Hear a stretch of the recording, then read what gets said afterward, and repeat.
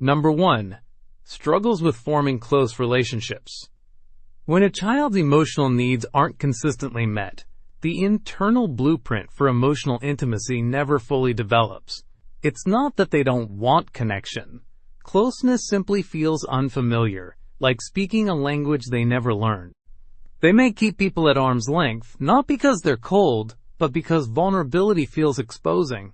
Psychologists call this an insecure attachment style. If no one tuned into their feelings back then, it makes sense that letting someone in now feels unsafe. Number 2. Has a rich imagination. When the outside world doesn't provide emotional warmth, a lonely child creates safety inside their mind. They may daydream constantly, build elaborate fantasy worlds, or escape into books and art. Their imagination isn't just creativity, it's refuge. It becomes the only place they feel understood or free. This inner world is a survival strategy, not a hobby. It makes them thoughtful and creative, but also quietly lonely.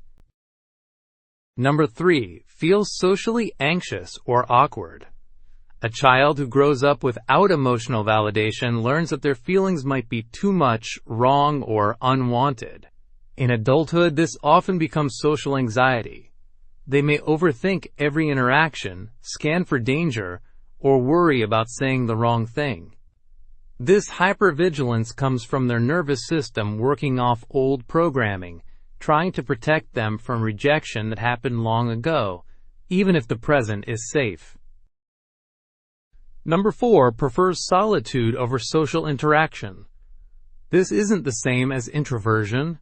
Introverts enjoy meaningful connection in smaller doses. A lonely child learns something different, that other people can be unreliable, distant, or emotionally unavailable. So solitude becomes safer. Being alone feels less risky than being around people who might overlook them or fail to understand them. What started as childhood self-protection becomes an adult pattern that feels natural, even if it's rooted in old wounds. Number 5. Struggles with emptiness or chronic sadness. This emptiness doesn't always come from current life circumstances. It often comes from what didn't happen in childhood, the absence of emotional attunement and warmth. Emotional neglect leaves an internal hollowness some therapists call a hole in the soul. The adult may move through life with a vague sense that something is missing. It's not quite depression, though it can lead there. It's more like a quiet, persistent hum of sadness or disconnection. Number 6. Is highly empathetic and sensitive to others' feelings. A lonely child often learns to scan the emotional environment to feel safe. As an adult, this turns into strong empathy and emotional awareness. They may sense mood shifts easily, pick up subtle cues, or absorb other people's emotions. It's a strength that makes them compassionate and intuitive. But it can also be draining, because they offer others the emotional care they never received, often without noticing their own needs fading into the background.